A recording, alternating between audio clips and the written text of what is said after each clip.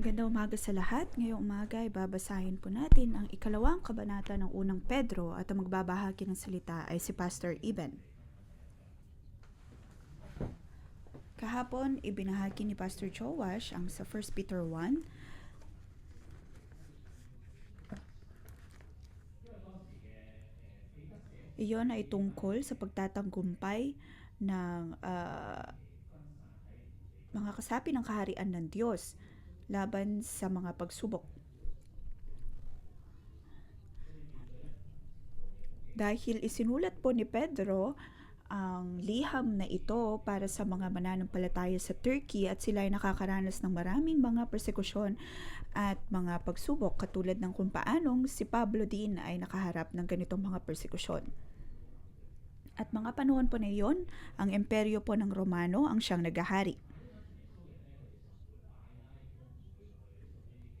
Ang lahat ay nasa diwa ng pagpupuri sa estatwa ni Caesar. At para po sa mga Kristiyano, kung hindi po nila pupurihin ang estatwang ito,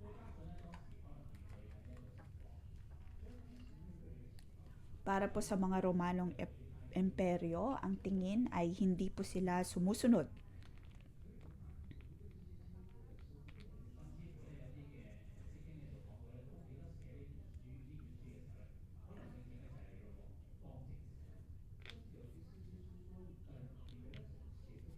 Kaya naman po ayon sa kasaysayan, nang isinulat po ni Pedro ito, iyon ay sa paghahari ni Haring Nero.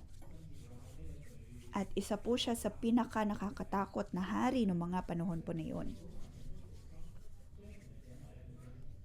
At ang syudad po ng Roma ay sinusunog po sa mga panahon na iyon. Iyon ay dahil gusto po niyang magtalaga ng panibagong bagay sa lugar na iyon, kaya niya ito sinusunog at isinisi pa ito sa mga Kristiyano. Sa mga panahon po na iyon, si Pedro ay nasa Roma at nilisan po niya ang Jerusalem. Pagkatapos ay nagtungo sa iba't ibang mga lugar upang patatagin ang mga mananampalataya. At nang siya ay nasa Roma,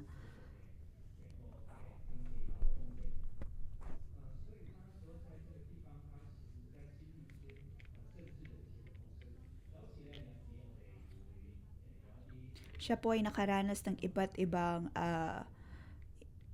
pag-atake mula sa politika, ayon sa politika. Pagkatapos ay mga mananampalataya o kaya yung mga pastol na nagmula sa iba't ibang mga lugar upang makinig sa kanya.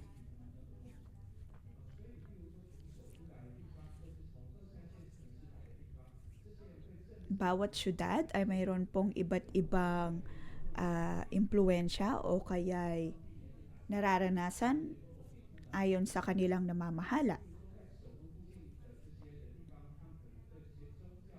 Kaya naman po sa ibang mga pastol o kaya apostol na naroon, nakakaharap po sila ng iba't ibang level ng persekusyon. Sorry. At si Pedro ay nasa pangunahing sentro ng Roma.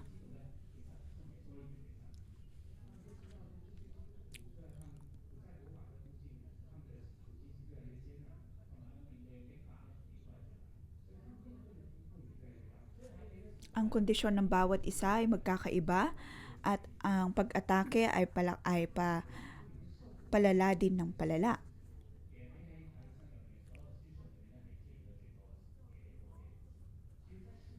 Kaya naman po sa lahat ng libro ng Biblia, makikita po natin na ang mga mananampalataya ay humaharap ng napakaraming pagsubok. Ngunit para po kay Pedro, kahit sa pagharap po ng mga problemang ito,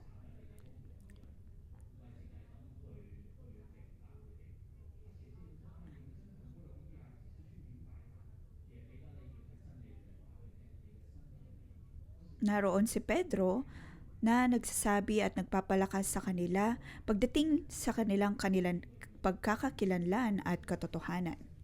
na sa pagharap ng mga persekusyon na ito o kaya pag-atake mula sa mga politika, ano ang dapat nilang gawin?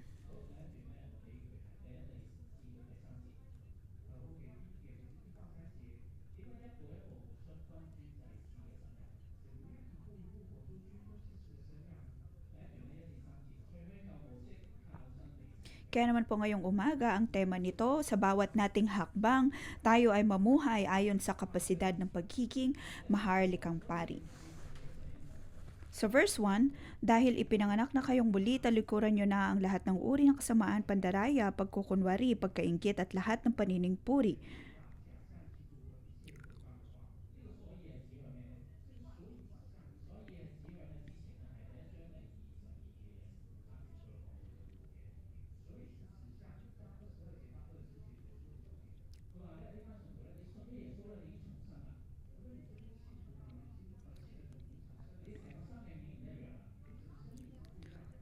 Sa chapter 1 verse 23, nabanggit po doon ang maipanganak na muli, kung kaya naman sa chapter 2 nagsimula ito sa dahil ipinanganak na kayong muli da. Sinasabi po dito ang kagaya ng sanggol na bagong panganak, manabik kayo sa dalisay na gatas na espiritual upang lumago kayo hanggang makamtan nyo ang ganap na kaligtasan. Ngayon naranasan ninyo ang kabutihan ng Panginoon. Ang kanilang buhay ay hindi na po katulad ng dati, sila man ay mga Hentil o mga Hudyo. Ang kanilang buhay ay nagsimula sa simula dahil sila ay naipanganak na muli, na dapat pong matanggal ang lahat ng uri ng kasamaan sa kanila.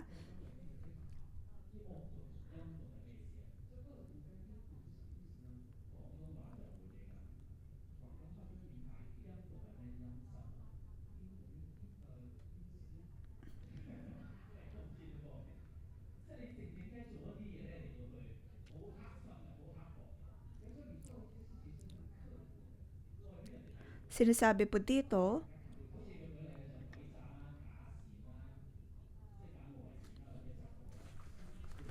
nabanggit po dito ang iba't ibang uri ng kasamaan, pandaraya, pagkukunwari, pagkaingit at lahat ng paninirang puri.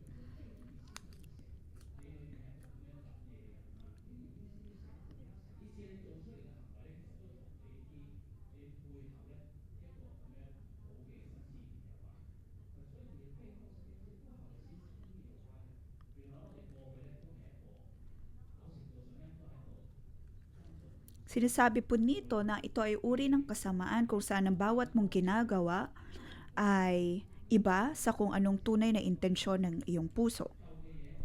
Pandaraya.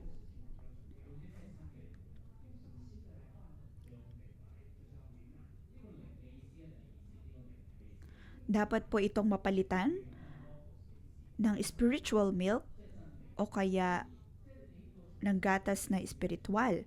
At ano ang bagay po na ito? Ito po ang salita ng Diyos.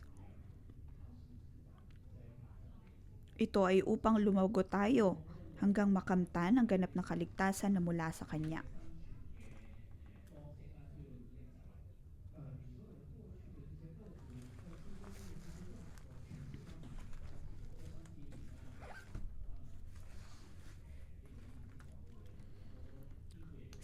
Sinasabi po nito na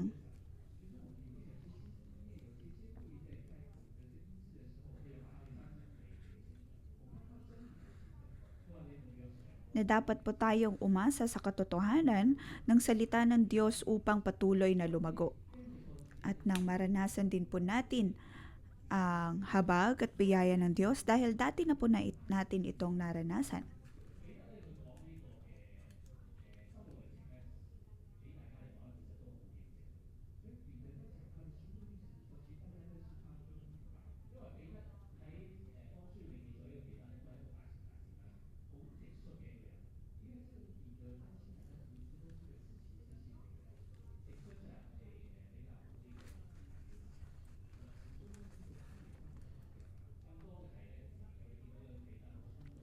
Makikita po natin na si Pedro ay napakadiretso, napakaprangka.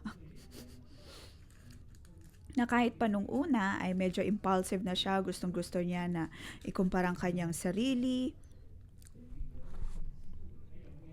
Dahil kahit pa sa mga naunang mga kwento tungkol kay Pedro, nabasa po natin ang kanyang ugali na hinanap niya ang Panginoong Hesus dahil gusto niyang ikumpara ang kanyang sarili kay Juan.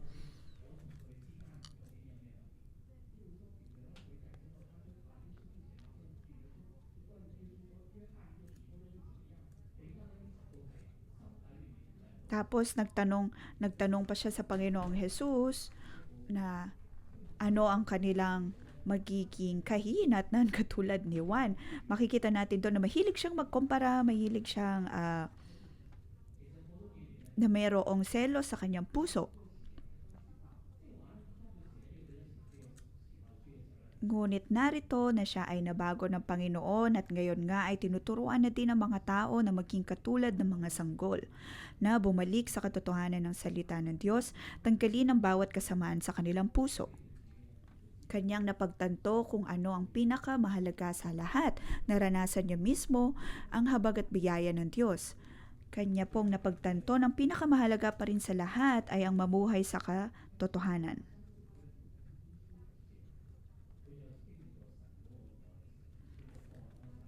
Kung matatandaan po natin ay ipinagkanulo po niya ang Panginoong Hesus. Ngunit pagkatapos po ng kamatayan ni Hesus at ng kanyang pagkabuhay muli, ay binalikan siya ng Panginoong Hesus.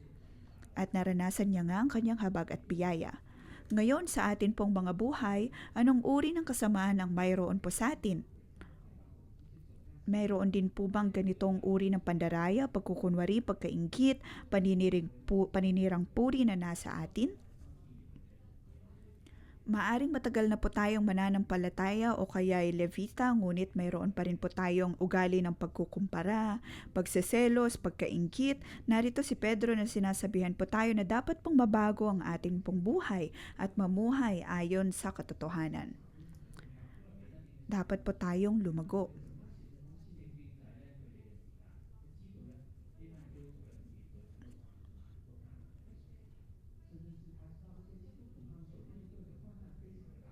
Alam po ni Pedro na bilang mga Kristiyano, ang mga tao ay humaharap ng iba't ibang mga pagsubok.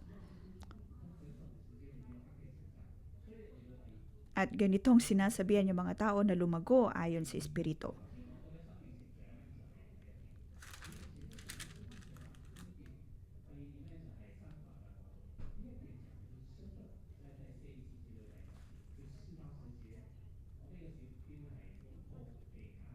Sunod sa verse 4 hanggang 10,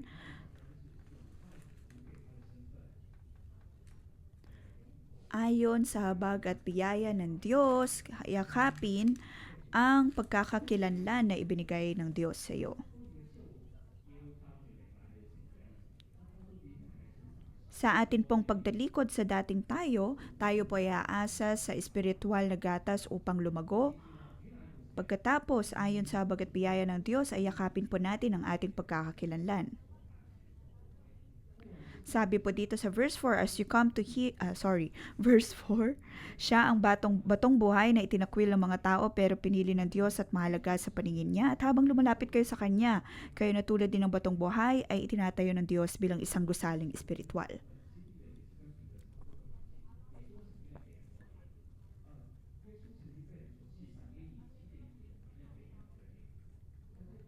Sinasabi po dito ni Pedro na sila bilang mananampalataya ay katulad din po ng Panginoong Hesus noon dahil siya din ay humarap ng mga persekusyon, humarap ng mga pag-atake, paghatol mula sa iba't ibang mga tao.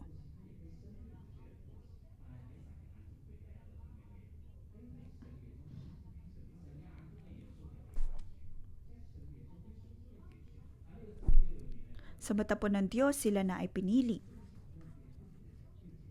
Dito po ulit-ulit pong sinabi ang pagiging pinili. Verse 6, sapagkat sinasabi ng Diyos sa kasulatan, may pinili akong maghahari sa Zion tulad niya ay mahalagang bato na ginawa kong pundasyon, ang sumasampalataya sa Kanya ay hindi mapapahiya.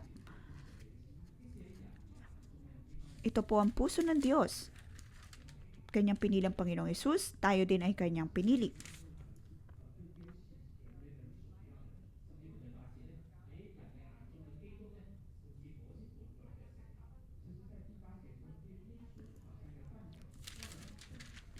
Verse 8, ang batong ito ay naging katitusuran sa mga tao at nakakapagpadapa sa kanila. Kung ang mga tao ay hindi po naniniwala sa Panginoon, ang katotohanan ito ay magiging katulad lamang ng bato na ikatitisuran ng tao. Ngunit kung ang tao po ay maniniwala na siya ay mahalaga, naroon ang Panginoong Yesus bilang pundasyon maging sa iglesia. Dahil siya po ang pundasyon ng bawat espiritual na gusali. At katulad po ni Pedro, tayo din po ay nagiging batong buhay na kanya pong pinipili upang maging pundasyon dahil tayo po ay kanyang pinili. At verse 9, ngunit kayo ay mga taong pinili, mga maharlikang pari at mga mamayan ng Diyos. Pinili kayo ng Diyos na maging Kanya upang ipahayag ninyo ang kahanga-hanga niyang mga gawa. Siyang tumawag sa inyo mula sa kadiliman tungo sa kahanga-hanga niyang kaliwanagan. Makikita po natin dito ang kakaiba nating pagkakakilanlan, na hindi lamang po natin lilisanin ang ating lumang buhay, dating buhay, hindi na po tayo puno ng inggit o kaya pandaraya. Ngunit ang grupo ng tao ng ito ay pinili niya upang maging kanyang bayang banal. Sa mata ng Diyos, ikaw ay maharlikang pari. Maging si Pedro, naranasan niya po ang pagbabagong ito dahil sa mata ng tao, siya lamang ay isang napakaliit na mangingisda. Ngunit nang magsimula po siyang ipahayag ang salita ng Diyos, nagkaroon ng mga evangelical meetings sa 3,000 hanggang 5,000 mga katao. Sa kanyang pagpapahayag, hindi na lamang po siya namumuhay bilang si Pedro, bagkus ay tumatayo bilang maharlikang pari ng Diyos. Kaya naman dito nais ni Pedro na makita din po ng mga mananampalataya ang kanilang pagkakakilanlan kay Kristo na sila ay mga maharlikang pari. Ang kanila pong pananaw, ang kanila pong pag-iisip ay dapat na magbago. Kung makikita po natin ito, sa aking puso may mayroon po akong imahe. Narito po ang maharlikang pari sa kanyang paglalakad, pamumuhay, ang mga taong sumusunod sa kanila, ang mga bagay na kanilang pinapahalagahan. Maaaring ang mga taong ito ay nag-aaway, nag-aagawan dahil sa pera, nag-aaway dahil sa pera.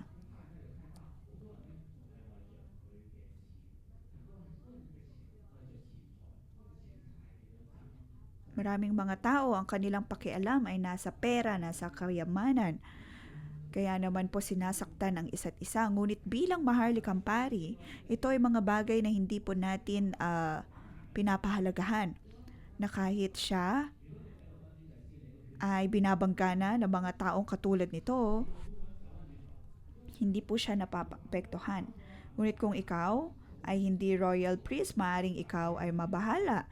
Ikaw ay magkakaroon ng pakialam. Ngunit bilang maharlikang pari, ikaw ay magpapatuloy lamang. Isusuko ang mga ito.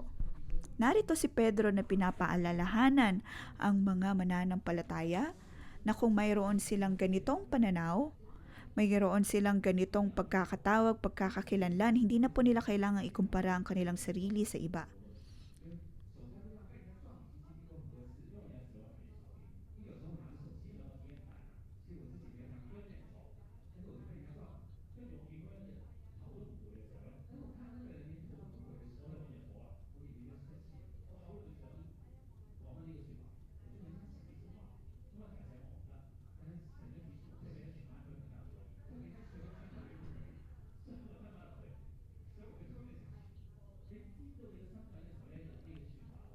Alam po natin ang ating pagkakakilanlan. Maaaring may mga salita na hindi po natin masabi.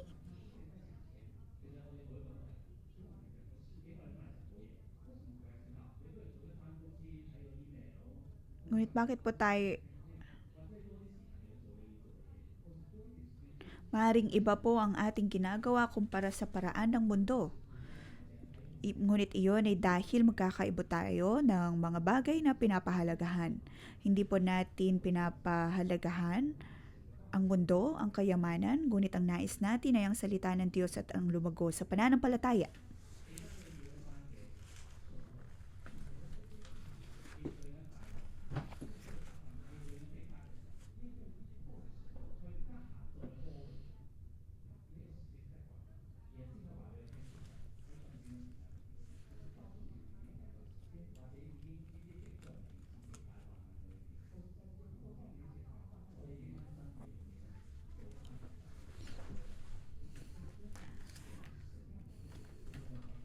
Kaya naman narito si Pedro na pinapaalalahanan sa harap ng mga pagsubok, anong mga bagay ang dapat nating pinapahalagahan. Narito na sinasabi ni Pedro na dapat po nating pahalagahan ang ating pagkakakilanlan bilang maharlikang pari ng Diyos, bilang kanyang pinili.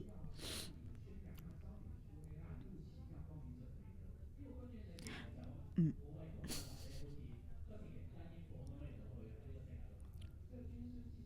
Verse 9, sinabi po dito na ang pagiging royal priest o kaya maharlikang pari,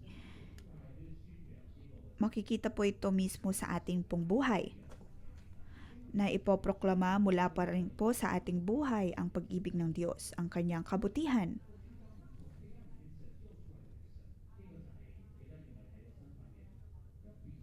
Ito ang nais ni Pedro na atin pong makita. Ikatlo, 11 hanggang 25 sa ating pong paglago, alam na po natin ang ating pagkakakilanlan. At kung ano man ang atin pong sinusunod o kaya natatanggap ay dapat po nating ibsabuhay. Yun po ay makikita natin sa verse 11 hanggang 25.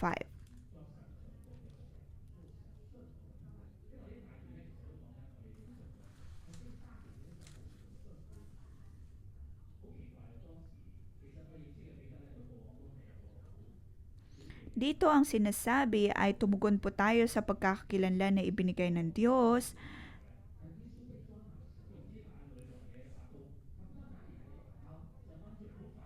at patuloy na mamuhay ayon sa kanyang kalooban. Kung matatandaan po natin, si Pedro ay ang uri ng tao nang may nangyari kay Panginoong Hesus ay meron po siyang balisong sa kanyang tagiliran, pagkatapos ay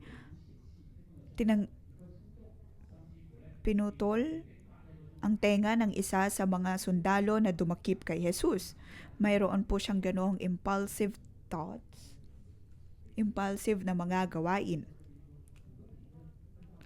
Ngunit ngayon, narito na si Pedro na pinapaalalahanan ang mga tao na tumugon sa pagkakatawag ng Diyos at huwag mamuhay ayon sa mundo. Sabi niya dito, mga minamahal, mga dayuhan, kayo nakikitira lang sa mundong ito, kaya nakikiusap ako sa inyong talikuran ang masasamang pagnanasa ng inyong katawan na nakikipaglaban sa inyong espiritu.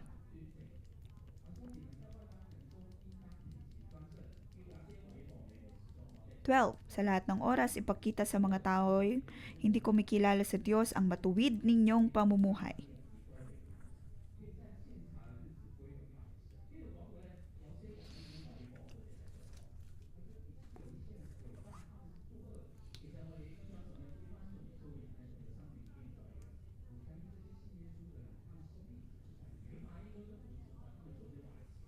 Sinasabi po dito ni Pedro na sila ay mga Kristiyano at ang kanilang pong mga gawain ay dapat na iba kaysa sa mundo o kaya sa mga taong nakapaligid sa kanila.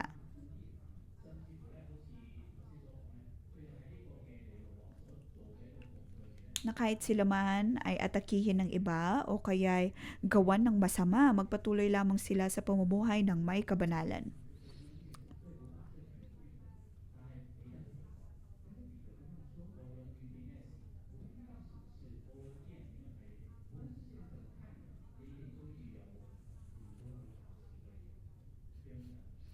Sinasabi po dito ni Pedro na kahit ano man ang mangyari sa kanila, dapat silang mamuhay ng ayon sa kabutihan at katotohanan ng salita ng Diyos upang sa tuwing makita po sila ng mga tao, sila man din ay pupurihin ng Diyos dahil sa kanilang kabutihan.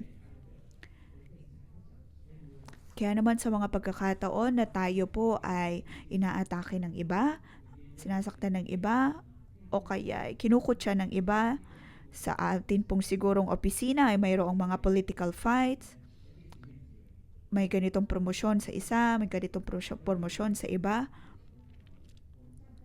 o kaya may mga um, hidwaan sa loob ng atin pong opisina. Ngayon, ito na po ay panahon upang ating ipakita ang kabutihan at kung ano ang tama at totoo ayon sa kalooban ng Diyos. Sabi po dito, alang-alang sa Panginoon, magpasakop kayo sa lahat ng tagapamahala ng bayan maging sa emperador na may pinakamataas na kapangyarihan.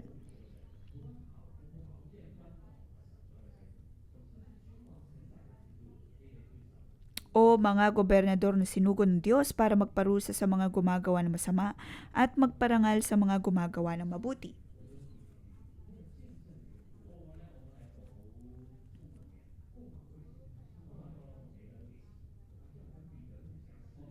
Dati ako ay katulad din po ni Pedro na bago ako magtungo sa 611, lagi ko pong nararamdaman na ang hustisyang alam ko ay mula din sa Biblia.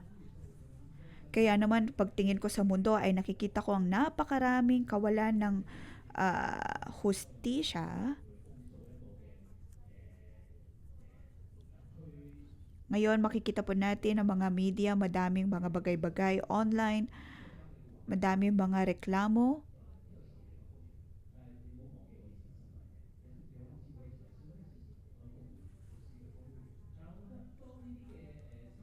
At madalas ko pong binabasa ang mga ito. Ngunit kung tutuusin, ako din ay nagtatrabaho sa gobyerno. Ako ay nagsusulat ng mga Ako ay lagi nagsusulat ng mga bagay na laban sa mga opisyal ng gobyerno. Na sa tingin ko, iyon ay ang paraan ng hustisya. Tingin ko ay ipinapakita ko ang hustisya na nagmumula sa Panginoon, ngunit kung tutusin, ito ay katulad ng pagiging self-righteous, pagiging mapagmataas. Ngunit narito, si Pedro, pinapaalalahanan ng bawat isa na sa kahit anumang mga pagsubok o kaya kahit anumang ipinapataw ng mga nasa namamahala, dapat po natin itong sundin.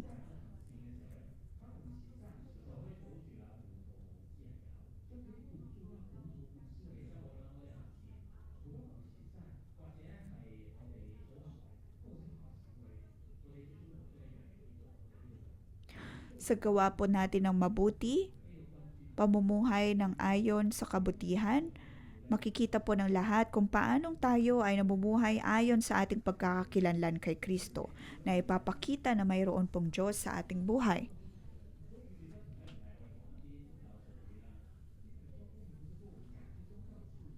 Tayo po ay pinili, tayo ay binukod at hindi lamang po natin ito binabanggit bilang huwad ng mga salita.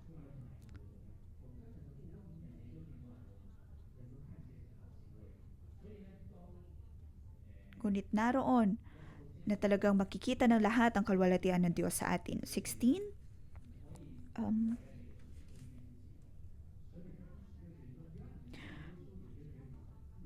Malaya nga kayo pero hindi ito nangangahulugang malaya na kayong gumawa ng masama, kundi mamuhay kayo bilang mga alipin ng Diyos. Dapat tayo mabuhay bilang alipin ng Diyos.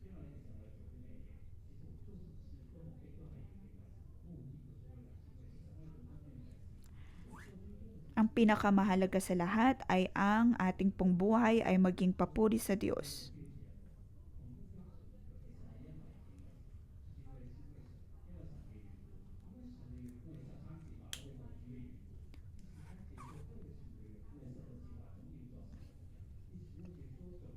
Ang lahat po nating gagawin ay bilang alipin at tagasunod ng Diyos. Verse 21. Ang mga pagdurusa ni Kristo para sa atin ang halimbawang dapat nating tularan. Ito ang dahilan kung bakit kayo tinawag para tularan natin ang buhay ni Kristo.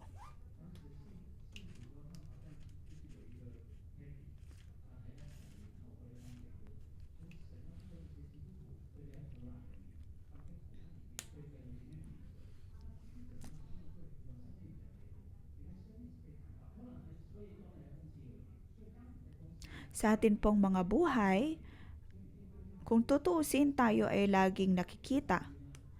Kaya naman po sa mga pagkakataon, maaring lumalaban po tayo sa kawalan ng hustisya o kaya ay nilalabanan ng bawat persekusyon, bawat pag-atake ayon sa paraan ng mundo.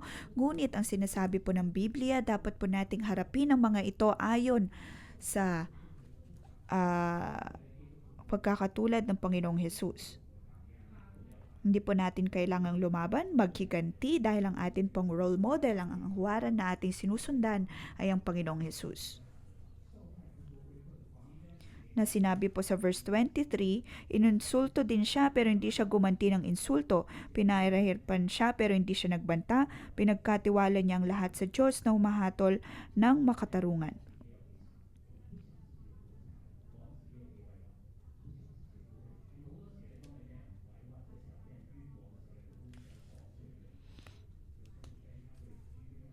May mga pagkakataon na kung tayo pang humarap ng ganitong mga pag-atake ay lumalaban po tayo, kung naghihiganti po tayo.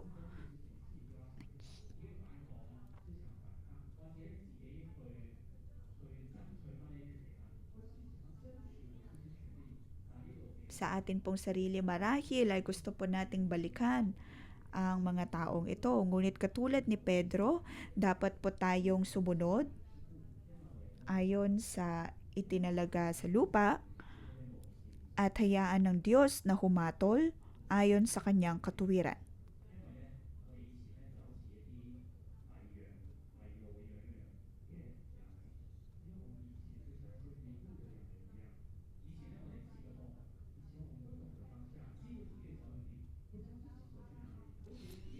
Dati hindi po natin alam kung saan tayo magtutungo, na ginagawa lamang kung ano ang ating gusto. Kaya naman sabi ni Pedro, katulad din po tayo ng mga tupa na nawawala noon, ngunit ngayon tayo na ay um, nasa Kanya, tayo ay bumalik na sa ating pastol, bumalik sa Panginoong Hesus at ngayon binigyan po tayo ng bagong pagkakakilanlan bilang maharlikang para. Kung kaya naman ang lahat po nating gagawin, lahat nating sasabihin ay dapat na ayon sa kalooban ng Diyos.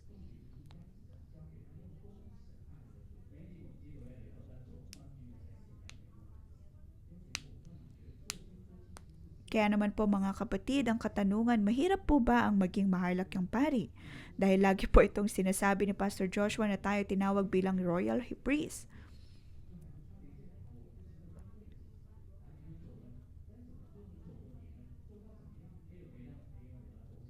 Maaari ngayon napapatanong po tayo anong dapat nating gawin. Ngayon binibigyan po tayo ni Pedro ng napakalinaw na direksyon kung paano tayo magiging maharlikang pari. Iyon ay hindi lamang basta ayon sa ating salita, ating pag-uugali, ngunit sa harap ng mga problema, harap ng mga pagsubok, ano ang ating ginagawa? Tayo po ba ay naghihiganti? Tayo po ba ay nagdadahilan na masyado pong itinataas ang ating mga karapatan? Ngunit ang sinasabi po dito, katulad ng Panginoong Hesus, kahit na ikaw ay iniinsulto, kahit na ikaw ay sinasaktan, atin lamang pong ipagkatiwala ang ating buhay kay Kristo na siyang nagbibigay ng katuwiran. Ako man din dati ay puno ng ganitong pagmamataas. Maraming beses kong sinasabi na dapat mo itong gawin, dapat itong gawin, dapat itong gawin.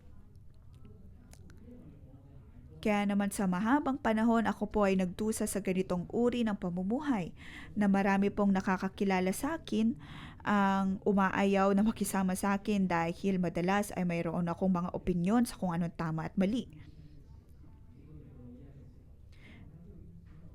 Hanggang sa dumating po ako sa 611. Ako po ay nasa mababang punto ng aking buhay.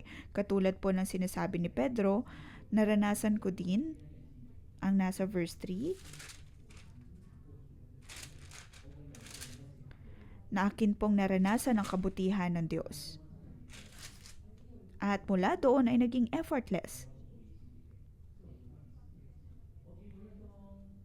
At ang talagang nagpabago sa akin ay ang libro ng Esther na akin pong nakitang buhay ni Mordecai.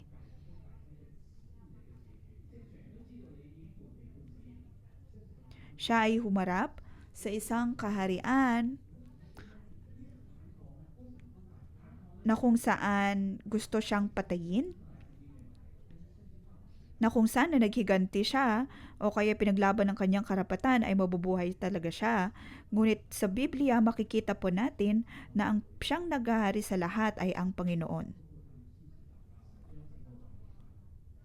Sila ay naligtas dahil sa kanilang pananalangin at pag-aayuno. Dahil bandang huli, ang Diyos ang may hawak ng bawat hatol ng katarungan. Hindi po natin kailangang gumawa ng kung ano-ano, dapat lamang po tayong manampalataya sa Diyos. Tanggalin ang ating pagmamataas, bagkus ay umayon sa kalooban ng Diyos, umayon sa panahon na kanyang ibinibigay. Maging si Pedro ay humarap po sa ganitong uri ng pagsubok. Maraming mga nagtatanong bakit niya kailangang maranasan ang lahat ng mga paghihirap na ito. Hindi ba dapat ay pinrotektahan na siya dati ng Panginoong Hesus?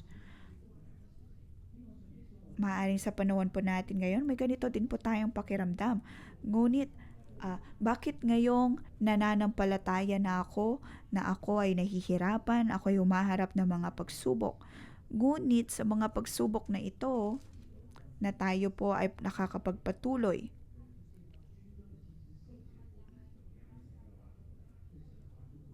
naway maging pagpapala po ang salita ng Diyos sa atin pong mga buhay.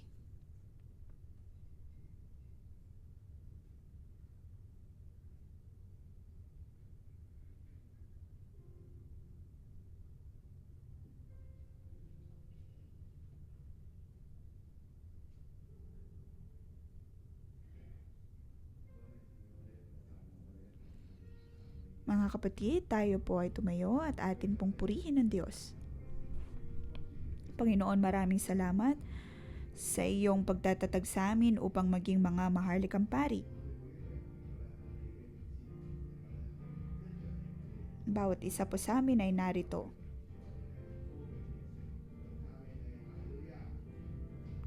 Panginoon, maraming salamat.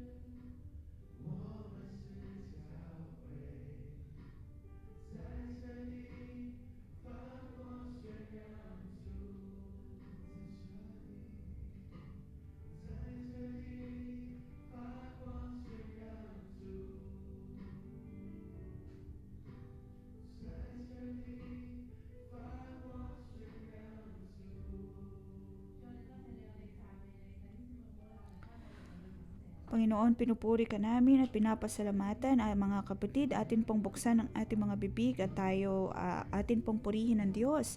Tayo po ay narito. Salamat sa Diyos dahil mayroon po tayong pagkakakilanlan. Dahil sa bagat biyaya ng Diyos, natanggap po natin ang pagkakakilanlan na ito.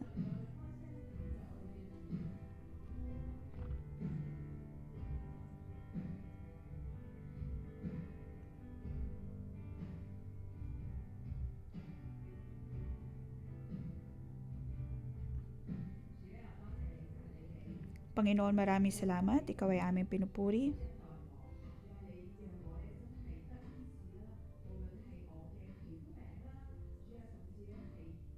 Panginoon, maraming salamat sa iyong pagpapagaling sa akin, sa eczema man, sa aking mga magulang na hinarap ang COVID at kanila po itong napagtagumpayan. Sa bawat pagsubok, O Diyos, ay naroon ka na nagliligtas at tumutulong sa akin.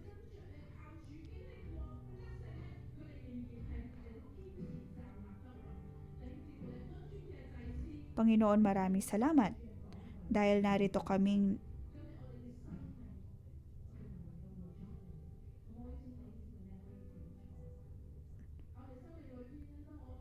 siyasatin po natin ang ating mga buhay.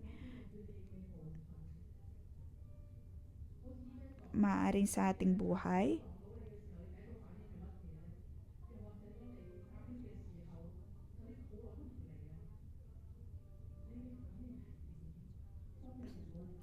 na madalas kung tayo po ay umaharap ng mga pag-atake o kaya inulsulto tayo ng iba o kaya sinaktan ng iba, nakikita po ba natin ang katotohanan na itinuturo ng Diyos? Ano ang tunay nating ugali? Hindi lamang po sa loob ng iglesia.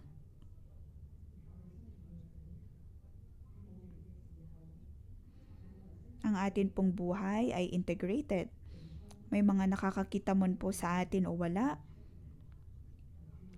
Paano po natin isinasabuhay ang katotohanan na mula sa Diyos?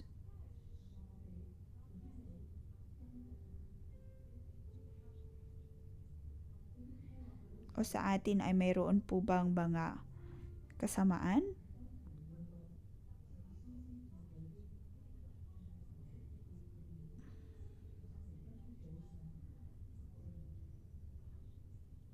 Ang Diyos ay naritong nangungusap po sa atin.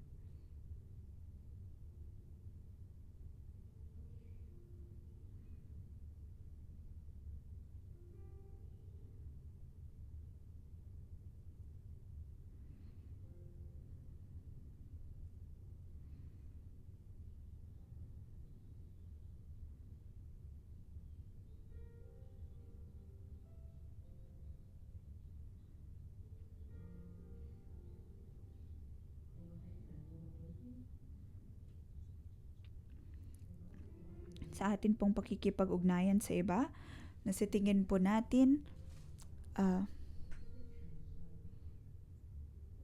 sa tingin po natin sila ay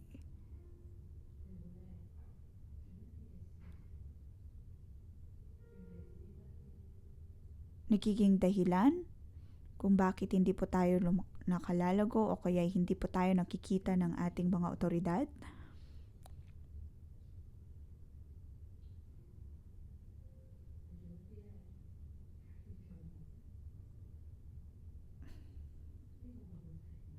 Maaaring gumagawa po tayo ng mga bagay na hindi makatarungan, hindi tama sa harap ng Diyos. Naway tulungan po tayo ng Panginoon. Sa aking pananalangin,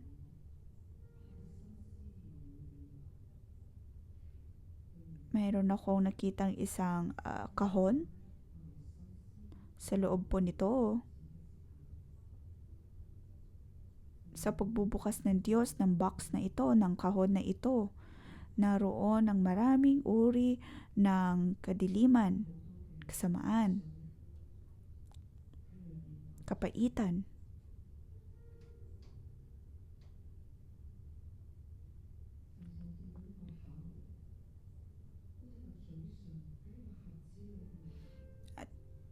At sa kahon na iyon ay mayroon ding labi na maitim dahil punong-puno ng kasamaan, ng paninang puri, mga bagay na hindi nagbibigay lugod sa Diyos. Na ikaw din ay mayroong maskara dahil gusto mong na ang makita lang ng iba ay ikaw ay mabuti, ngunit hindi ito ang katotohanan. Ito ay peke. Sa loob mo ay napakaraming mga kapaitan. Nais mong makita ng iba na ikaw ay maayos, ikaw ay mabuti.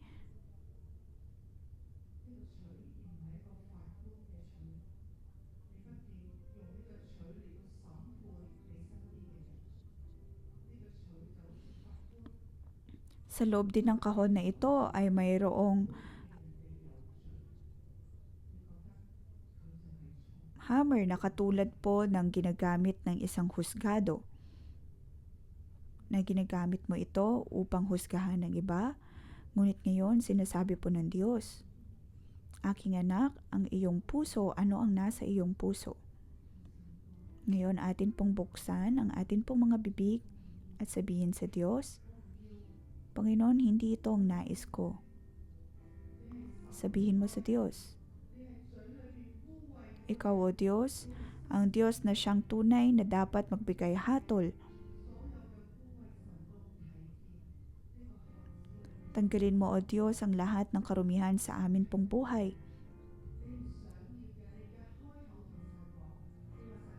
Sabihin mo sa Diyos ang mga bagay na hindi mo nais o ang mga bagay na ito na nagbibigay karumihan sa iyong buhay.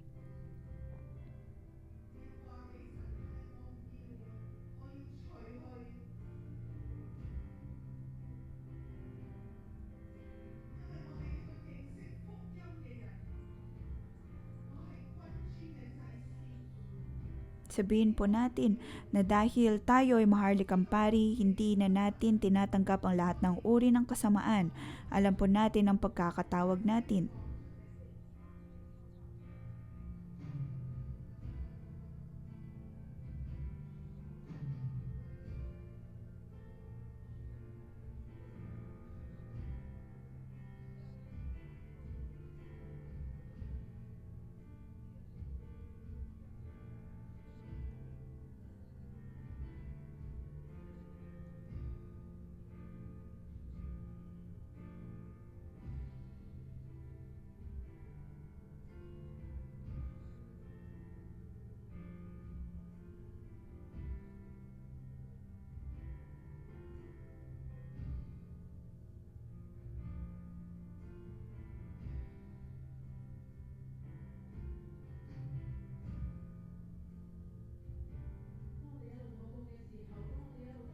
Sa atin pong patuloy na pananalangin,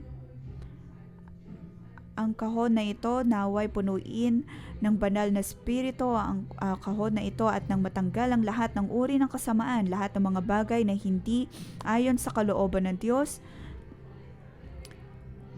at higit pa tayong mapupuno ng banal na spirito. Panginoong Yesus, amin pong ipinapanalangin ang aming paraan ng paglakad, aming paraan ng pananalita, ng pamumuhay ay ayon lamang sa banal na spirito. Panginoon, naway punuin mo ang bawat isa sa amin. Panginoon, kailangan ka namin. Mga kapatid, tayo po ay tumayo at gamitin po natin ang ating mga kamay. Atin pong itaas ang atin pong mga kamay at nang matanggap ang kaligtasan, ang banal na spirito na nagmumula sa Diyos at nang matanggal ang bawat uri ng kasamaan sa atin.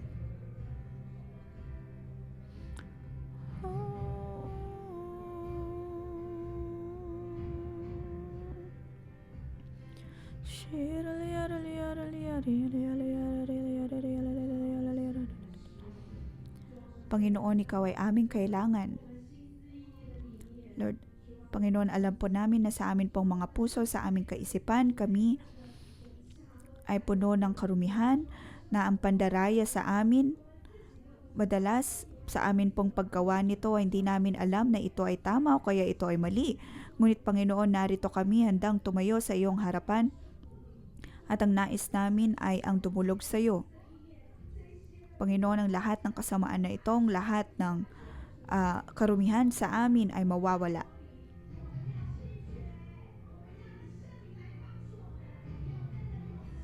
Panginoon, tulungan mo kami. Tulungan mo kami na magkaroon ng kalakasan. Kalakasan na tanggihan ang bawat uri ng kasamaan. Panginoon, gisingin mo kami. Gisingin mo ang amin pong mga puso.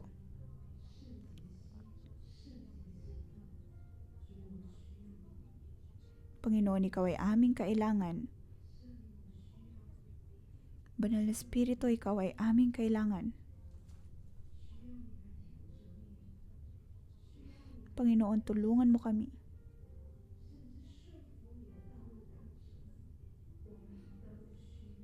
Panginoon, sa aming pagsunod ng iyong kalooban, naway ito ay uri din ng pagtanggap sa iyo.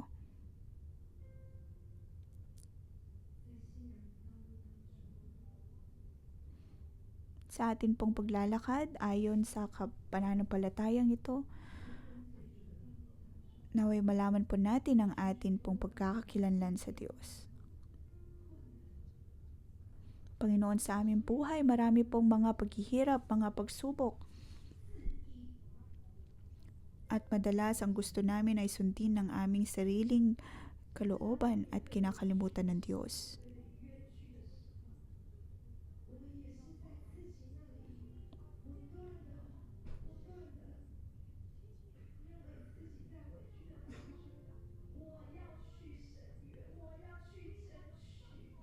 May mga pagkakataon na gusto naming labanan ng mga tao na nananakit sa amin. Puro gusto namin, gusto namin, gusto namin. Ang gusto ay ang marinig kami ng iba. Ang gusto ay ang ipaglaban kami ng iba. Ang gusto ay ako ang nasa center ng atensyon. Ngunit o Diyos, nakakalimutan namin ang tunay mong kalooban.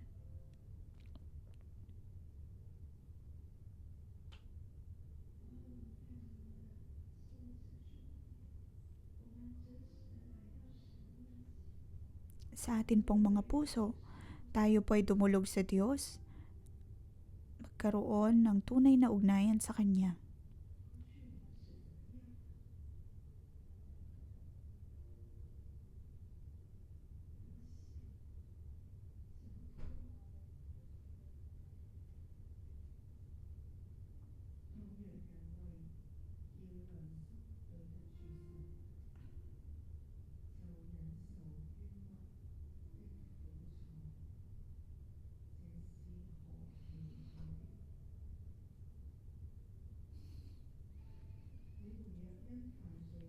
Verse 19, sapagkat pagpapalian kayo ng Diyos kung tinitiis ninyo mga pagpapahirap kahit wala kayong kasalanan dahil sa nais ninyong sundin ang kalooban niya. Pero kung parusahan kayo dahil sa ginagawa ninyong masama, wala rin kabuluhan kahit tiisin ninyo ito. Ngunit kung pinarusahan kayo, kahit mabuti ang ginagawa ninyo, tinitiis ninyo ito, kalulugdan kayo ng Diyos. Panginoon, may mga pagkakataon na hindi namin maunawaan ang aming mga hinaharap sa buhay, ngunit ang lahat ng ito ay aming napagtatagumpay dahil sa iyo.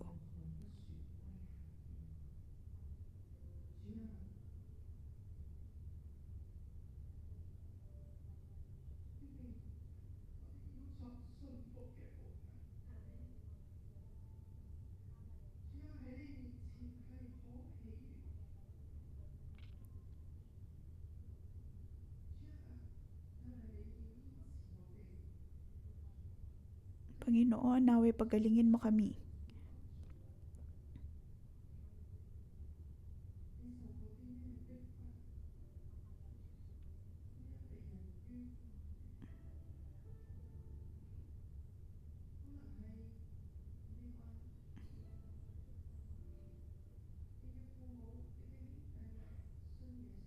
Maarin pong sa atin pong mga buhay,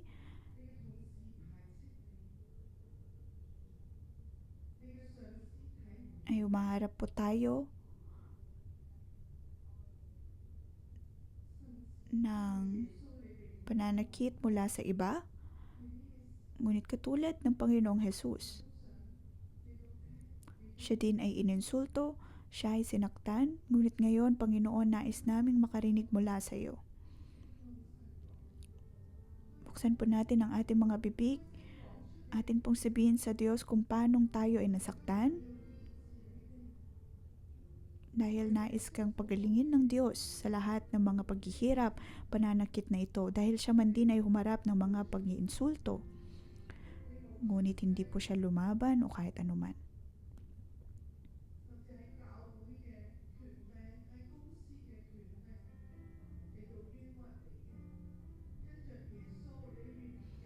Maraming sa loob ng iglesia o kaya sa opisina, ikaw ay nasaktan. Ngunit iyong sabihin sa Diyos ang lahat ng mga paghihirap, pag-iinsulto na iyong natanggap.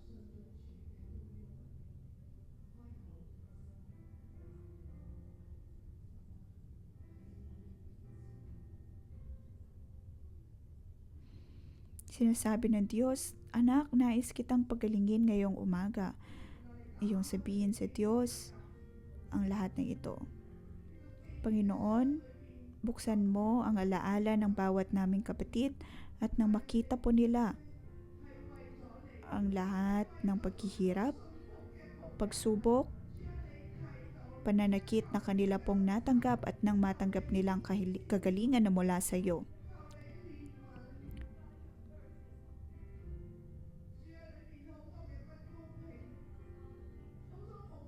Panginoon, napakaraming kawalan ng hustisya.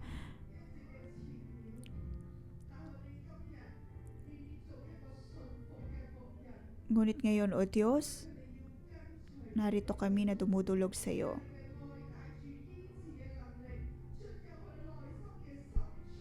Ang iyong pag-ibig, O Diyos, ang siyang nagpapagaling sa amin. Panginoon, iyong sabihin sa bawat isa na alam mo, O Diyos, ang bawat naming mga paghihirap. Narito ang Diyos na poprotektahan po tayo, babalikan po tayo, ayusin, pagagalingin, lahat ng mga problema ay magkakaroon ng kagalingan. Lahat ng pagtatanong na mayroon ka sa iyong puso, ang lahat ng ito ay nakikita ng Diyos. At ang kanyang pag-ibig ay patuloy na mananahan sa iyo.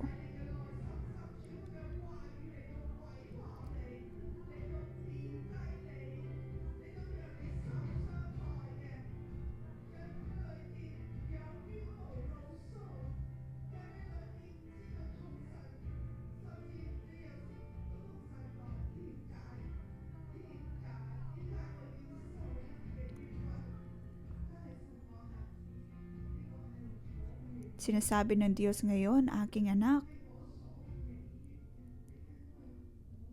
ang lahat ng iyong ginagawa ay aking pinapahalagahan. Panginoon, maraming salamat sa iyong kagalingan. Panginoon, maraming salamat.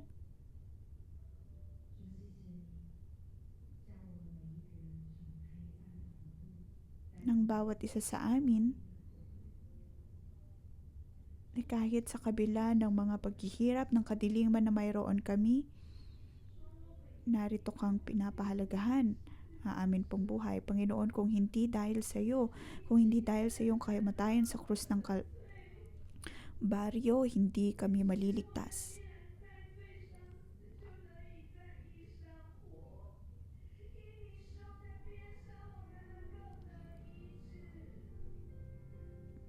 Panginoon, dahil sa iyo, natanggap po namin ang kagalingan.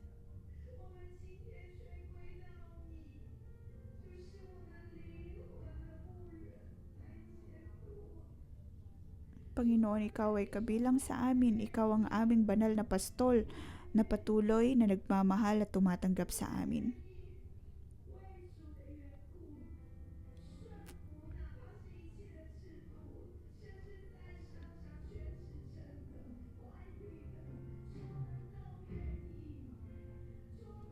Panginoon, kami ay handa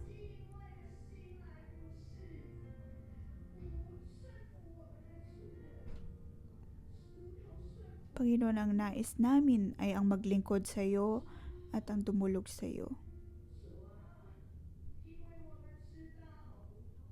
Panginoon,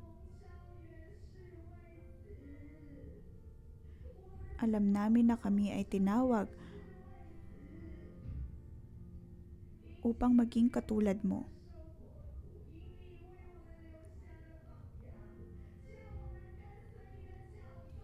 Panginoon, ikaw ang siyang dapat naming sundan, ang iyong kalooban ang dapat naming sundin. Na kahit anumang uri ng persekusyon, paghihirap o kaya kahit mga higdwaan na pumapaligid sa amin, pipiliin namin na tumindig sa iyong katotohanan dahil ikaw ang Diyos na puno ng hustisya.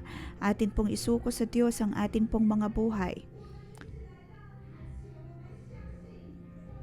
Tayo po ay tumulog sa Diyos. Atin pong iproklama na ang atin pong buhay nasa atin ng Diyos. Alam natin na tayo ay pinili niya. Tayo ay pinili ng Diyos. Tayo ay pinili ng Diyos. At tayo ay kabilang sa Kanya. At nais ng Diyos na gamitin ang bawat isa po sa atin at nang matanggal ang kadiliman sa atin. Tayo po ay namumuhay ayon sa habag at biyaya ng Diyos. Panginoon, narito kami. Ang nais namin ay mabuhay ayon sa aming pagkakatawag bilang iyong maharlikang pari. Amin pong pinubuksan ang atin pong mga kamay. Panginoon, ito ang nais namin. Panginoon, ito ang nais namin. Ang nais namin ay ibigin ka. Nais namin gamitin ang aming puso. Ang nais namin ay ang tumulog sa iyong kalooban. Baguhin mo kami, O Diyos, at ang iyong banal na dugo ang patuloy na manahan sa amin.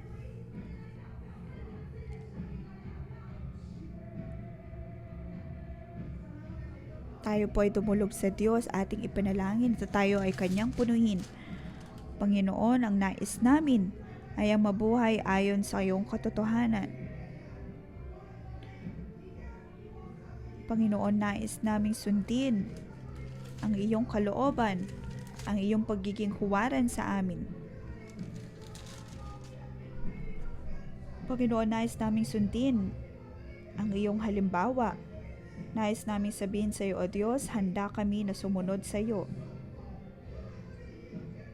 Panginoon, nais naming tumulog sa iyo. Ikaw ay aming nais. Panginoon, maraming salamat. Ikaw ay aming pinupuri.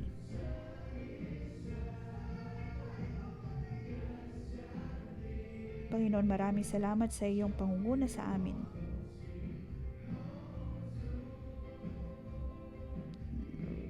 Be my guide, and what inside us.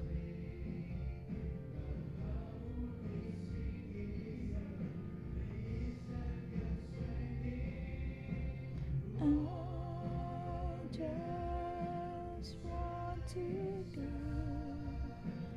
more like you. Use me for your glory.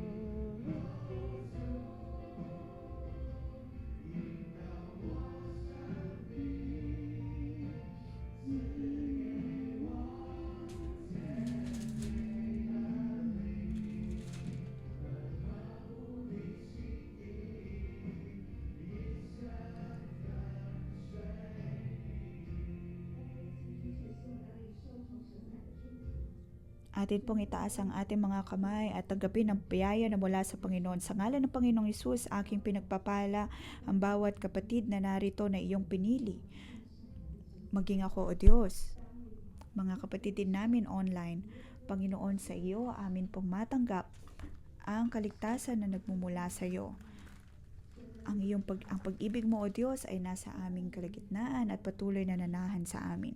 Sa ngalan ng Panginoong Hesus, kayo ay aking pinagpapala ng bawat isa sa atin, sa bawat araw po ng ating buhay. Bawat araw, ang nanaisin po natin ay ang salita ng Diyos. Bawat punto ng atin pong buhay, naroon ang paglakad ayon sa kalooban ng Diyos.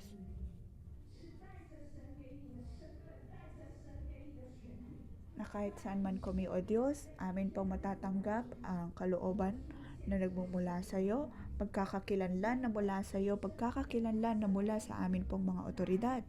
Dahil sa iyo, O Diyos. At dahil din sa amin pong mga buhay, O Diyos, amin pong matatanggap ang pabag at biyaya hindi lang mula sa tao, ay hindi lamang mula sa Diyos kundi maging sa tao.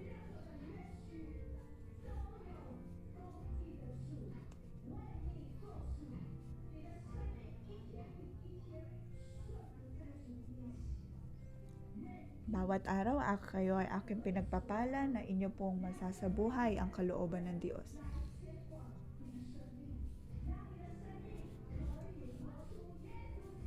Ang iyong buhay ay kakikitaan ng kalwalhatian ng Diyos. At sa harap niya, ikaw ay magiging matatag na maharlikang pari. At ang iyong buhay ay mapupuno ng kanyang kalakasan. Saan ka man magpunta, saan ka man magtungo, dadalhin mo ang kalwalhatian ng Diyos sa ngalan ng Panginoong Hesus. Kayo ay aking pinagpapala. Amen.